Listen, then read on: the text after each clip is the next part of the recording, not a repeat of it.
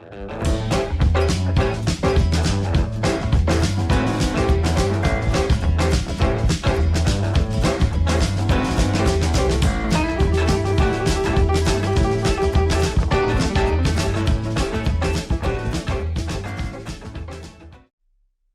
3.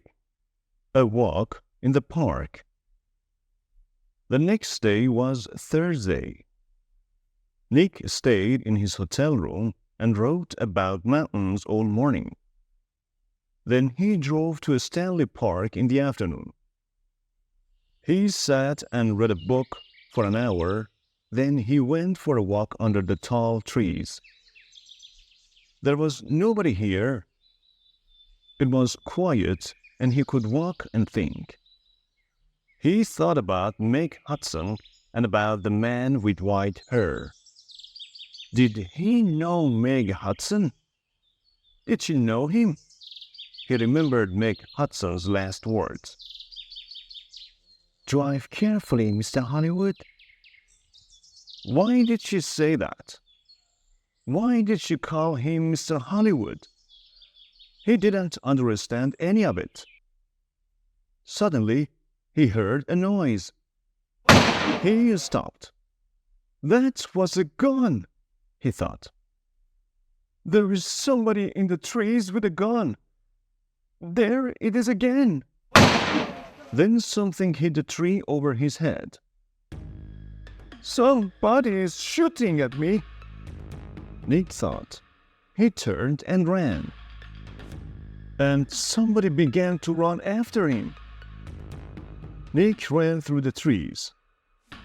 There was no sun in here, and it was half dark. And there were no people, nobody to help him.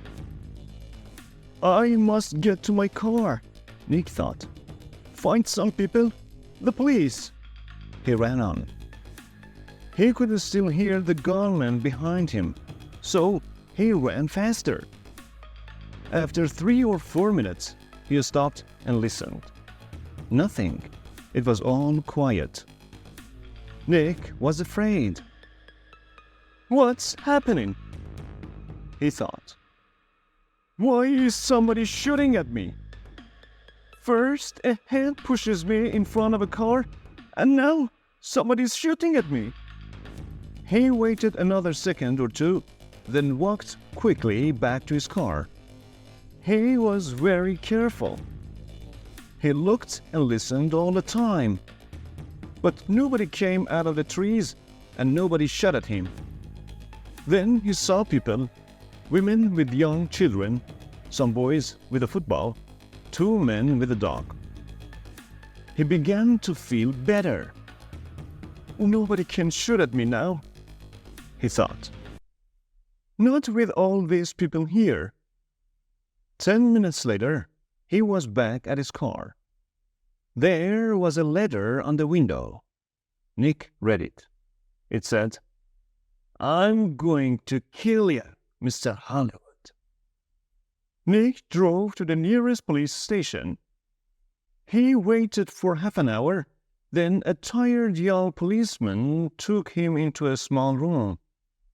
Nick told his story, and the policeman wrote it all down. "So, what are you going to do?" asked Nick. "Nothing," said the policeman. "Nothing," said Nick.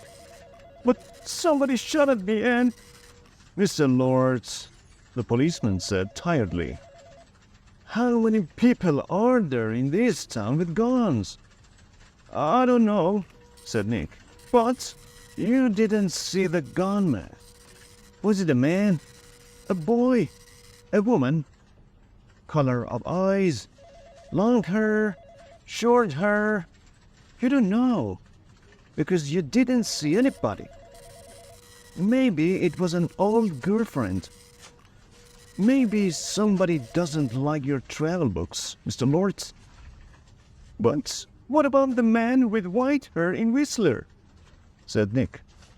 "The girl, Meg Hudson, called me Mr. Hollywood in the café, and this man hurt her.